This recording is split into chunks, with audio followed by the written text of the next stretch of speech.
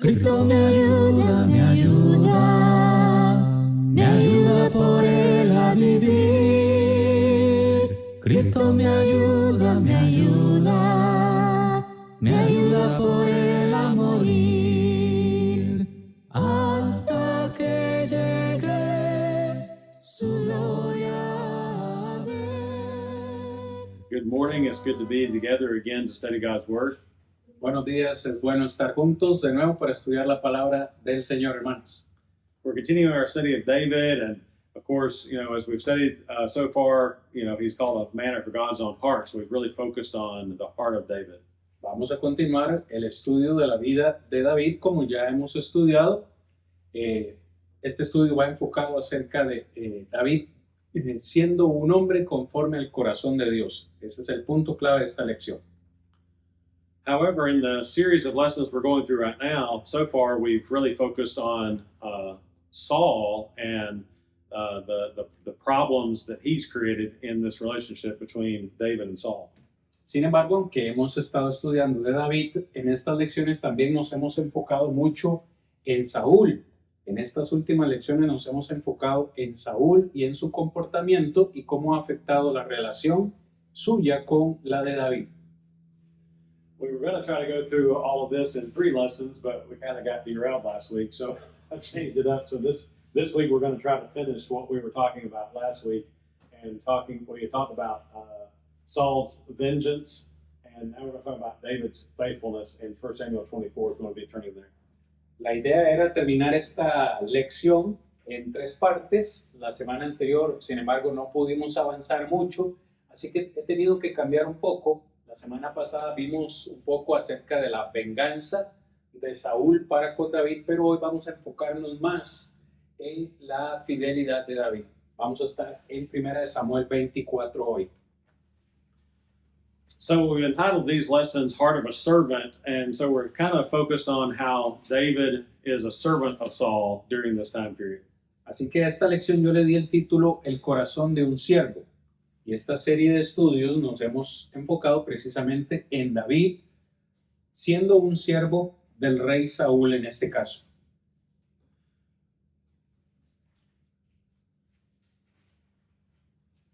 So let's begin by reading chapter 24, 1 Samuel chapter 24, verses 1 through 22. Vamos a leer, hermanas y amigos, 1 Samuel 24, versículos 1 al 22. Cuando Saúl volvió a perseguir a los filisteos, le dieron aviso diciendo: He aquí, David está en el desierto de Engadi. Y tomando Saúl 3,000 hombres escogidos de todo Israel, fue en busca de David y de sus hombres por las cumbres de los peñascos de las cabras monteses. Y cuando llegó a un redil de ovejas en el camino, donde había una cueva, entró Saúl en ella para cubrir sus pies. Y David y sus hombres estaban sentados en los rincones de la cueva. Entonces los hombres de David le dijeron: He aquí el día de que te dijo Jehová, he aquí que entrego a tu enemigo en tu mano, y harás con él como te pareciere. Y se levantó David y calladamente cortó la orilla del manto de Saúl. Después de esto se turbó el corazón de David porque había cortado la orilla del manto de Saúl. Y dijo a sus hombres: Jehová me guarde de hacer tal cosa contra mi señor, el ungido de Jehová, que yo extienda mi mano contra él, porque es el ungido de Jehová. Así reprimió David a sus hombres con palabras y no les permitió que se levantasen contra Saúl. Y Saúl, saliendo de la cueva, siguió su camino. También David se levantó después y, saliendo de la cueva, dio voces detrás de Saúl diciendo: Mi señor el rey. Y cuando Saúl miró hacia atrás, David inclinó su rostro a tierra e hizo reverencia. Y dijo David a Saúl: ¿Por qué oyes las palabras de los que te dicen: Mira que David procura tu mal? He aquí han visto hoy tus ojos cómo Jehová te ha puesto hoy en mis manos en la cueva, y me dijeron que te matase, pero yo te perdoné, porque dije: No extenderé mi mano contra mi señor, porque es el ungido de Jehová. Y mira, Padre mío, mira la orilla de tu manto en mi mano, porque yo corté la orilla de tu manto y no te maté. Conoce pues, y ve que no hay maldad ni traición en mi mano, ni he pecado contra ti. Sin embargo, tú andas a casa de mi vida para quitármela. Juzgue Jehová entre tú y yo, y véngueme de ti Jehová, pero mi mano no será contra ti. Como dice el proverbio de los antiguos, de los impíos saldrá la impiedad, así que mi mano no será contra ti. ¿Tras quién ha salido el rey de Israel? ¿A quién persigues? ¿A un perro muerto? ¿A una pulga? Jehová pues será juez, y él juzgará entre tú y yo. Él vea y sustente mi causa, y me defienda de tu mano. Y aconteció que cuando David acabó de decir estas palabras a Saúl dijo, ¿no es esta la voz tuya, hijo mío David? Y alzó Saúl su voz y lloró. Y dijo a David, más justo eres tú que yo, que me has pagado con bien, habiéndote yo pagado con mal. Tú has mostrado hoy que has hecho conmigo bien, pues no me has dado muerte, habiéndome entregado Jehová en tu mano. Porque ¿quién hallará a su enemigo y lo dejará ir sano y salvo? Jehová te pague con bien, porque lo que en este día has hecho conmigo. Y ahora, como yo entiendo que tú has de reinar, y que el reino de Israel ha de ser en tu mano firme y estable, júrame pues, ahora por Jehová, que no destruirás mi descendencia después de mí, ni borrarás mi nombre de la casa de mi padre. Entonces David juró a Saúl, y Saúl fue a su casa, y David y sus hombres subieron al lugar fuerte. So it's very long reading, but sometimes very good to read all together, especially a narrative like this, a story, so we can kind of see the full picture all at once. De verdad que ha sido una lectura larga, pero en ocasiones es mejor leer todo juntos, la historia por completo, para tener una mejor comprensión de ella. So I just want to kind of discuss certain ideas and concepts. And the first question I have is, do you think that David was tempted to kill Saul? Hay muchas ideas y pensamientos que quiero compartir con ustedes, pero quisiera preguntarles, ¿creen ustedes que David fue tentado para que matara, en este caso, a Saúl?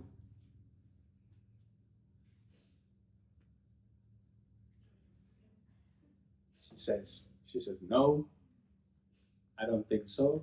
No. Lisa, do you think so? She believes that David loved Saul very much, and also for his family. The father of his wife. El padre de su esposa, es decir, el suegro. So I don't disagree. I don't disagree that he may have also felt tempted, but there were maybe other factors such as the family relationship that made him even more likely to want to spare Saul. No estoy en desacuerdo con lo que acaba de decir, dice, por supuesto, pero tampoco podemos ignorar que hay otros aspectos que pueden estar influyendo en que David se sienta tentado a matar a Saúl. Por ejemplo, aunque tienen una relación, suegro-yerno, no es una relación tan buena como la que se debería tener.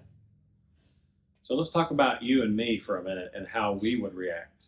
Así que enfoquémonos ahora en ustedes y yo. ¿Cómo reaccionaríamos nosotros? And how do we normally see people react when someone wrongs you? Your first reaction is to do what? Enfoquémonos en nosotros. Cuando alguien nos hace mal a nosotros, ¿cuál es la primera reacción que nosotros quisiéramos hacer? Cuando alguien nos hace daño, nos hace mal, ¿cuál es nuestra primera reacción?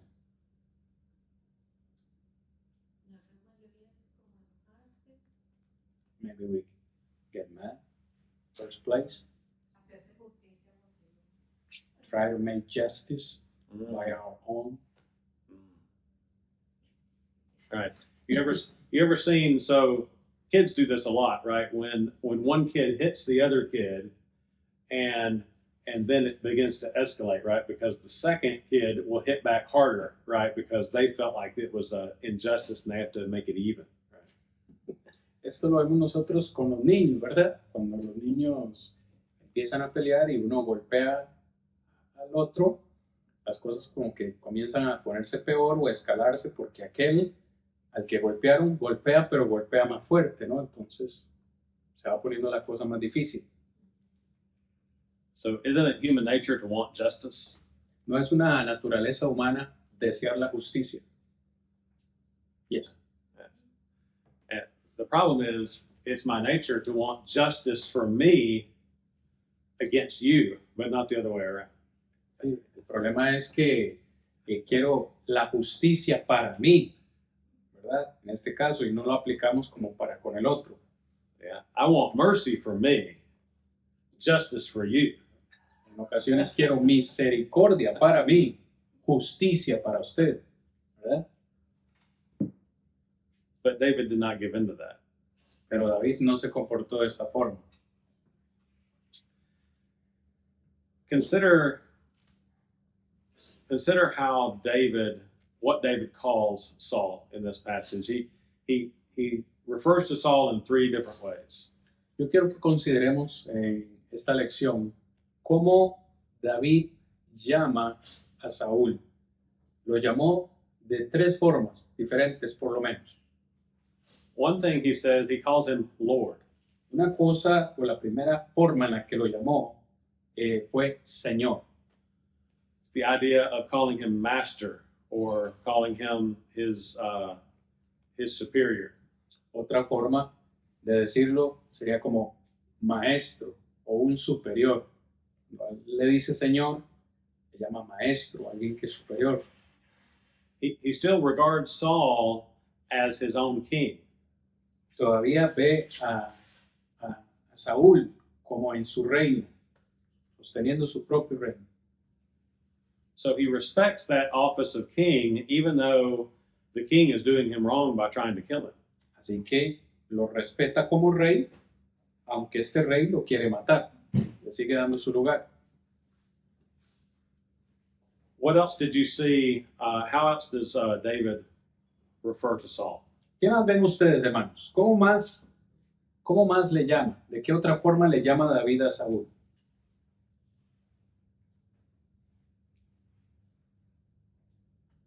The anointed one.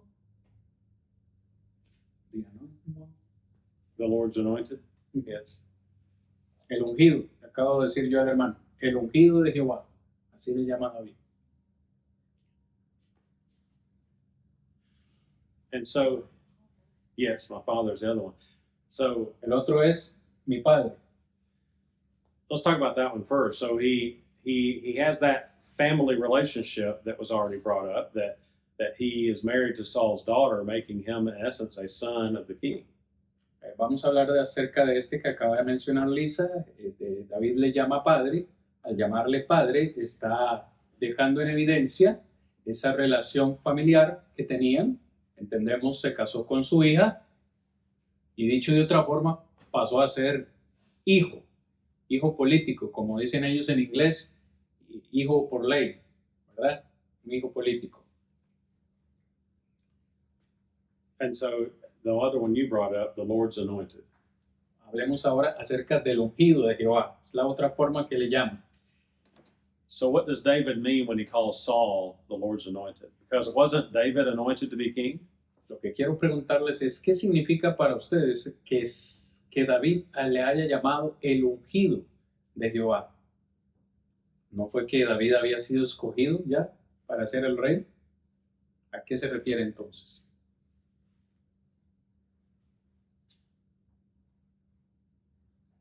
¿Alguien?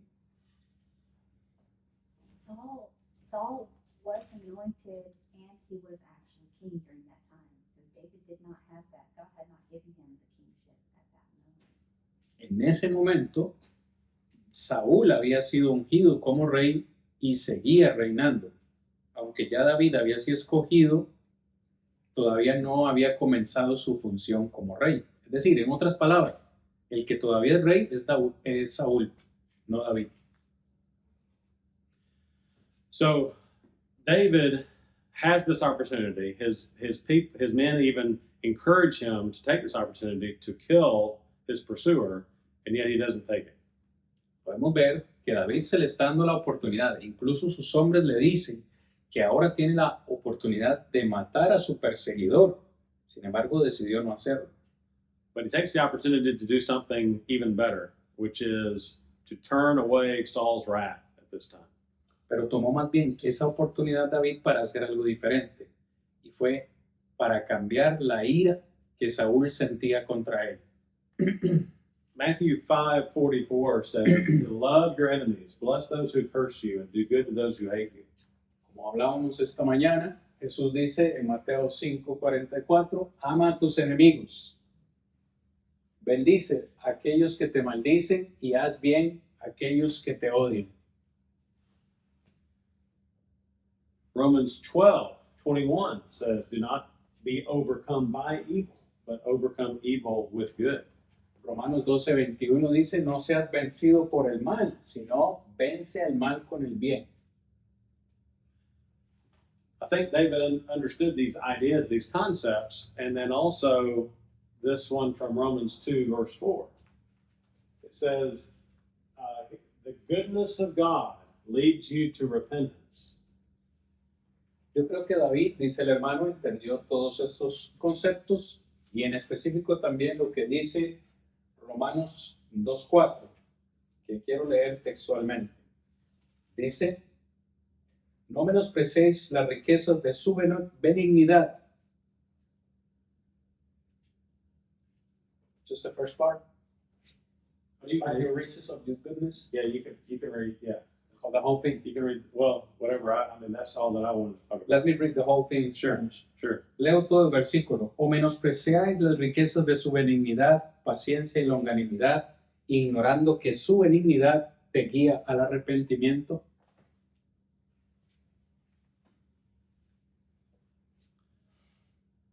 So, in all this, David showed patience, forgiveness, and love towards Saul. En otras palabras, en lo que acabamos de leer hace un momento, en 1 Samuel 24, David mostró paciencia, perdón y amor para Saúl.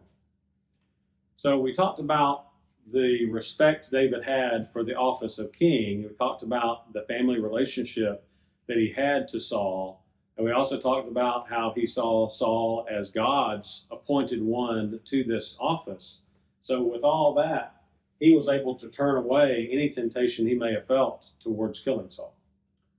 En resumen, hemos visto cómo David respetó la relación de familia que tenían, respetó también que David todavía estaba que Saúl todavía estaba en su oficio de rey, respetó incluso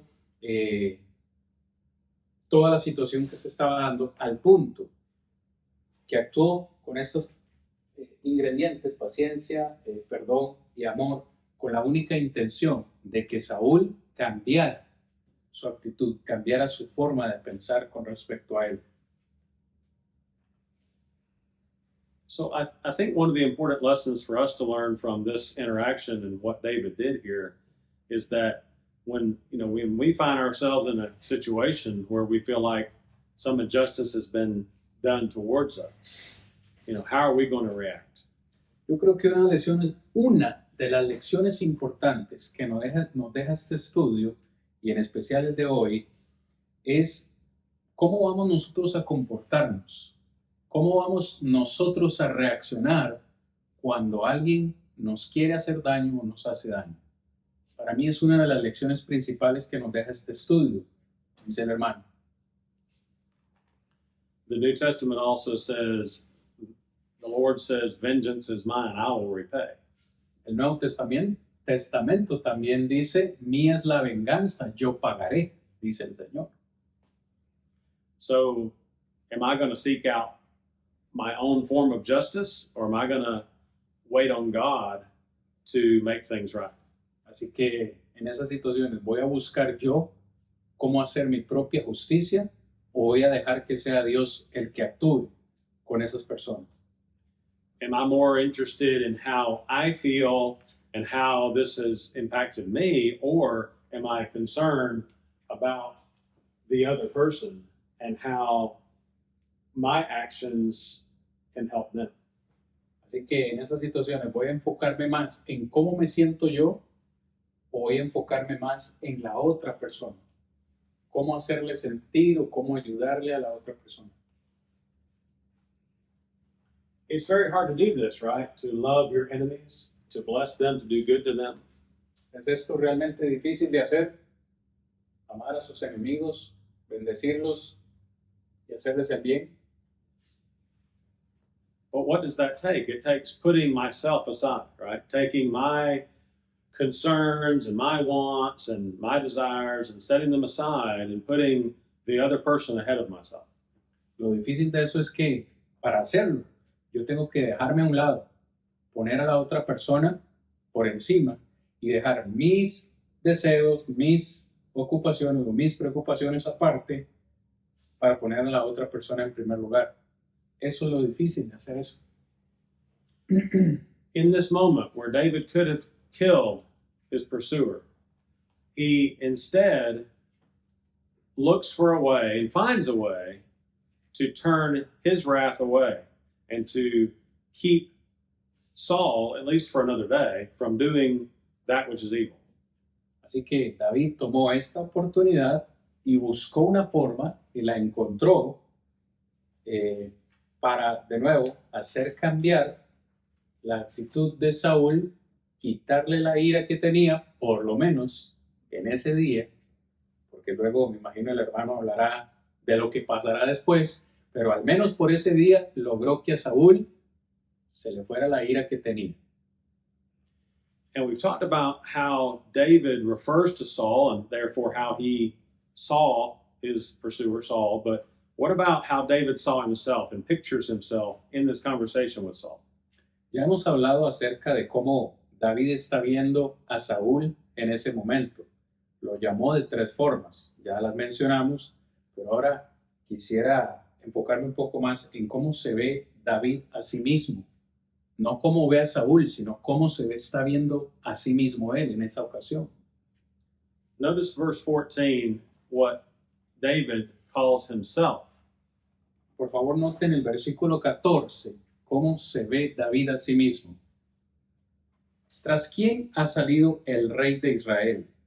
¿A quién persigues? ¿A un perro muerto? ¿A una pulga?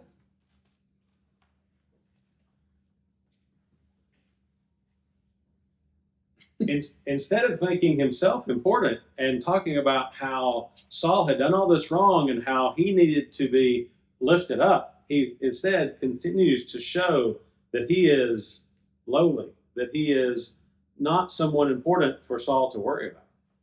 En lugar de verse a sí mismo como el rey que ya había sido escogido, porque ya había sido escogido para ser el rey, David, en lugar de eso, se sigue viendo como una persona menos importante y lo deja claro. En su humillación se ve, voy a usar esta frase, se ve mucho menor que Saúl. Y vemos 2 conceptos ahí, por lo menos en el buen español, un perro y todavía menos que un perro, como una pulga. Interesante. When I'm threatened, when things are being done against me and I'm threatened, the thing that normally happens is I want to make myself big. I want to make myself larger and threatening back, right? But that's not what David does here. Cuando alguien me quiere hacer daño o alguien me siento amenazado por alguien, lo normal es hacerme más grande, no exaltarme para que ahora sea yo el que voy a amedrentar a la otra persona, ¿no? Pero no vemos esto en la persona de David. And I think David here is saying to Saul, I have no power against you. Yo creo que lo que David está diciendo aquí en palabras sencillas es, yo no tengo ningún poder sobre usted. Instead, he immediately says, let God judge between us. En otras palabras, más bien dice, dejemos que sea Dios el que juzgue entre nosotros. Okay, so I've said a lot. What other thoughts do you have? Ok, ya dije demasiado, hermanos. ¿Qué otras cosas tienen ustedes que mencionar? I just want to mention that this is a very good topic and class because, you know, we all know that David is a man according with the heart of God, right? But I am going to speak for me. How in the world, and this is me speaking, this man could be called that way, a man with the heart of God, because he was a sinner, right? He did a lot of bad things in his life, but I didn't understand deeply why David is called in the Bible a man with the heart of God. And now I understand it. I mean, it's true. He did a lot of bad things, but at the same time, when you examine his life, he did a lot of good things. He practiced very good things that we as Christians, we must emulate in our lives, like forgiveness, patience, love. He was so humble to recognize that he was in the presence of Saul, at least in that time, he was Lord, right? So that's basically what I would like to say. Yo creo, hermanos, que sí, uno a veces dice, y yo le decía al hermano, esto es muy personal, con regularidad hemos escuchado, sí, David, un hombre conforme al corazón de Dios. ¿Cómo es posible que se le llame a David así si fue tan pecador, cometió adulterio, fue un asesino, hizo muchas cosas malas en su vida? ¿Cómo es que se le llame así, un hombre conforme al corazón de Dios? Bueno, al menos en el estudio de hoy vemos que a pesar de que sí hizo muchas cosas malas, también tuvo muchas cosas buenas. Vemos que tuvo la oportunidad de asesinar literalmente a su perseguidor, pero en lugar escogió tener paciencia, ofrecer perdón y amor en este caso para Saúl. Entonces uno dice, sí, claro, ahora entiendo un poco mejor por qué se le llama a un hombre conforme al corazón de Dios. Muchas cosas malas, de las cuales se arrepintió, pero muchas cosas buenas también. ¿Alguien más que quisiera decir algo? I was thinking about even growing up as a kid in the society that we live in. There's this sense of you follow your own justice, and if somebody does something bad to you, even in movies and everything, it's always, you know, you have this power where you get them back in some way. And even the, you know, superhero movies and stuff, it's always about, you know, yes, avenging your doing that yourself, and I just feel like this is so opposite from what I feel like even as a child I was taught. La hermana está mencionando que como niños crecimos y los niños siguen creciendo en una cultura donde se enseña precisamente eso, que de cierta forma tenemos el control o tenemos el poder de ejercer nuestra propia justicia cuando alguien nos hace daño. Ella dice en las películas de los superhéroes, lo que se muestra es que si alguien nos hace daño hay que tomar la venganza por nuestras propias manos. Así que esto es algo que vivimos a diario, dice Armand. I think this is also a good example of meekness. You know, David had the power to kill Saul in this moment, and that power was in his hand. But instead of using that and really abusing it, right, he you know, meekly stayed in his place, right, underneath Saul, and believing that Saul was still redeemable.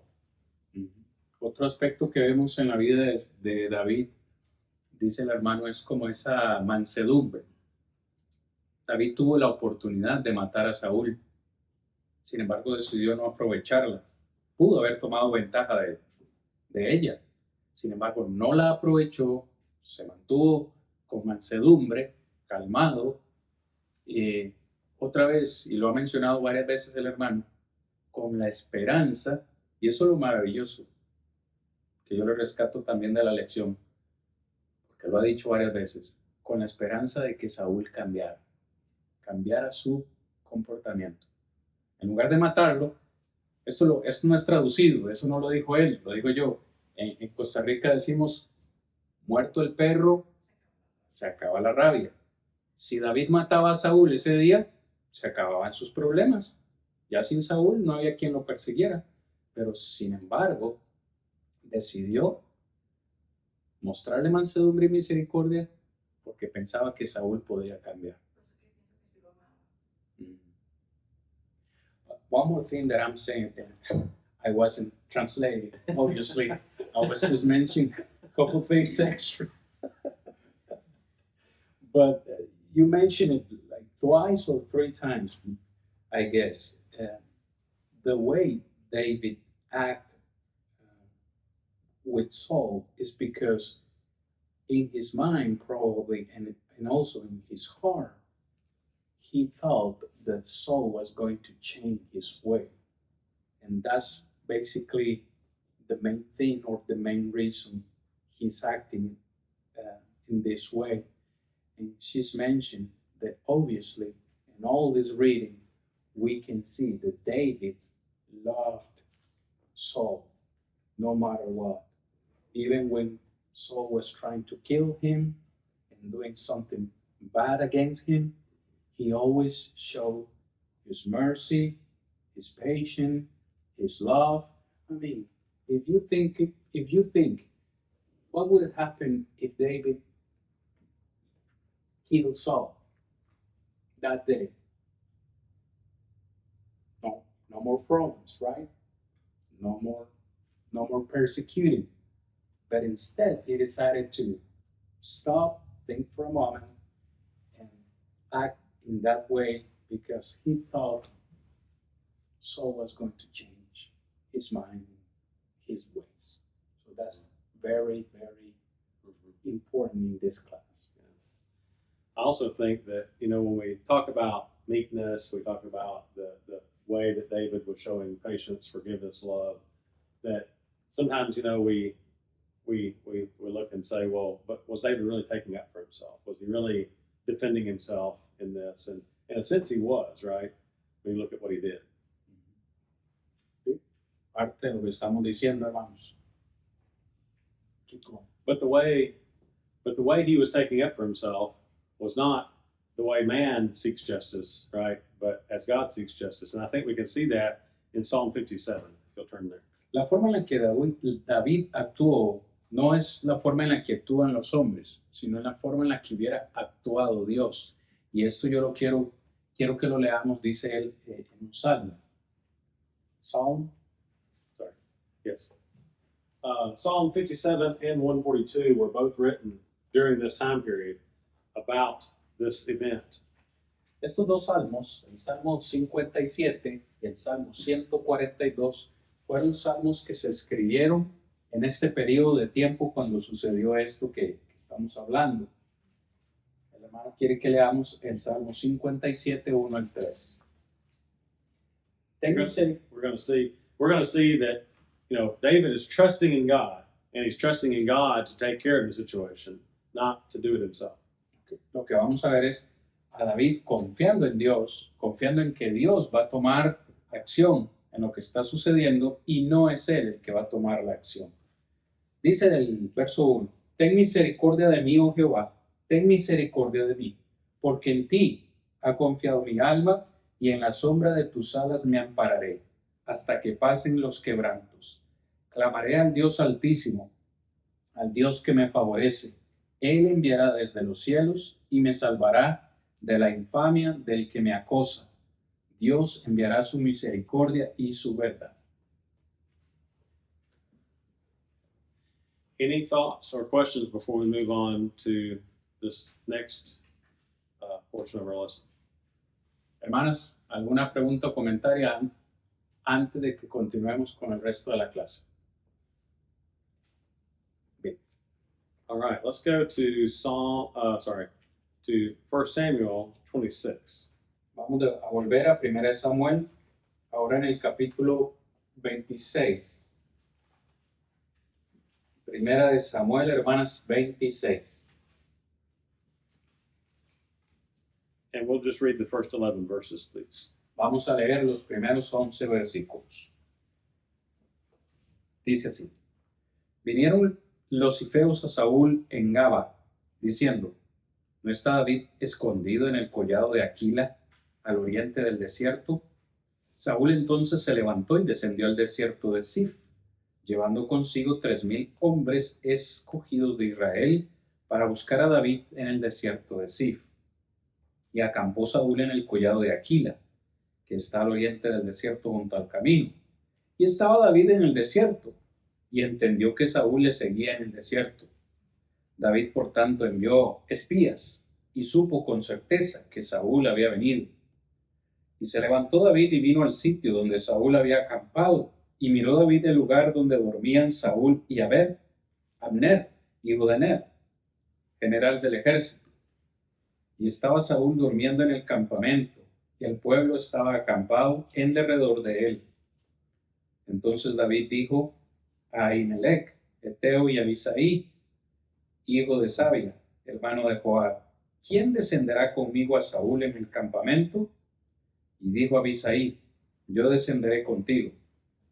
David pues y Abisaí fueron de noche al ejército, y aquí que Saúl estaba tendido, durmiendo en el campamento, y su lanza clavada en tierra a su cabecera, y Abner y el ejército estaban tendidos alrededor de él. Entonces dijo Abisaí a David: Hoy ha entregado Dios a tu enemigo en tu mano. Ahora pues, déjame que le hiera con la lanza y lo enclave en la tierra de un solo golpe, y no le daré segundo golpe. Y David respondió a Abisaí: No lo mates, porque ¿quién extenderá su mano contra el ungido de Jehová y será inocente? Dijo además David: Vive Jehová, que si Jehová no lo hiriere, o su día llegue para que muera, o descendiendo en batalla perezca, guárdeme Jehová de extender mi mano contra el ungido de Jehová, pero toma ahora la lanza que está a su cabecera y la vasija de agua, y vámonos. The remainder of this story is very similar to the previous one. We're not going to spend time to read the rest of it and talk about all the things that happened, but it's very, very similar. La lectura que hemos hecho es muy similar a la que ya leímos anteriormente, así que no vamos a leer el resto de la historia ni ver los detalles, pero sí son muy similares. But what I'd like to do is kind of sum up, again, David's mindset and how he approached these situations and what was meaningful to him. Pero sí quiero que nos enfoquemos y que señalemos la actitud de David y por qué creen o creemos que está actuando de esta forma. First of all, David saw himself as bound to God, okay? That was the most important relationship, and he respected God's power and justice and God's order in all things. Una cosa que quiero señalar de la lectura que hemos hecho es que David se vio a sí mismo como atado a Dios. Algo que vemos es que David respeta la voluntad de Dios y de hecho dice: si no es Dios el que le quita la vida, yo no tengo por qué hacer nada más. As a result, David respected, every authority that God had ordained, and that included Saul. Como resultado, vemos que David está respetando este orden de autoridad, ¿no? Él era el único que podía quitarle la vida a Saúl. So the result of that then was that David was going to be subordinate to Saul, subordinate to that authority that God's put in place, because he did not see himself as being able to go against that authority that God's put in place. Y como resultado también vemos cómo David se subordina o se vio a sí mismo como un subordinado a la autoridad de Dios. De nuevo, hermanos, al decir Dios es el que tiene la autoridad aquí, entiende que él es un subordinado y no va a actuar por encima de la autoridad de Dios. These are not decisions that are made in the moment. These are decisions that you make as a follower of God, and they permeate your life and your decisions. Estas no son decisiones que se toman a última hora. Estas son decisiones que tomamos porque a lo largo de la vida nos hemos sometido a la autoridad de Dios. And these are the types of life decisions and convictions that, like David, we're able to use to help make these decisions later on down the line, right? We don't allow our personal impulses of the moment to lead those decisions. We allow these concrete decisions that we've made early on to make those decisions.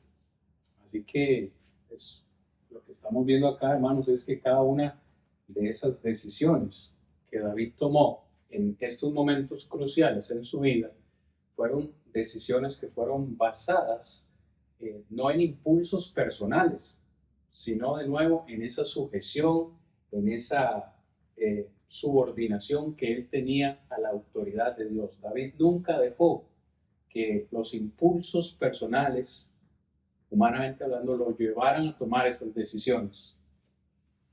And so I kind of leave you with this question as, how do we apply this to ourselves today, right? How do we see how David approached life as a servant of God first and let everything fall from there? And how do we apply that and use that to guide our own lives?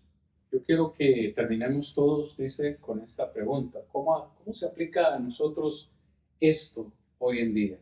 ¿Cómo lo que hemos estudiado de David en estas lecciones hoy se aplica a nuestra vida? Es decir, David vivió como un siervo. Esa es la lección que hemos considerado, el corazón de un siervo. Vivió como un siervo de Saúl, sí, porque Saúl era el rey, pero ante todo David vivió como un siervo de Dios. Y como siervo de Dios se sujetó a la autoridad de Dios, se subordinó y todo esto suena muy bien. Pero ¿cómo aplicamos nosotros hoy en día toda esa enseñanza a nuestra vida?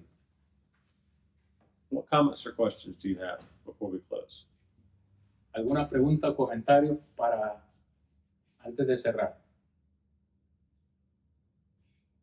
That it's always important to know, learn what the role that God wants you to take and to stay in that role.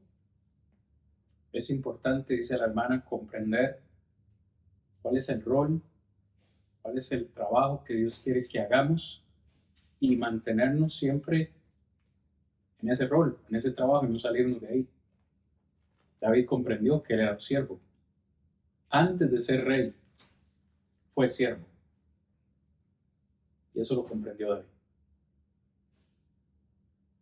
¿Quién iba a orar? ¿Alguien Me más? ayuda por él a vivir. Cristo me ayuda, me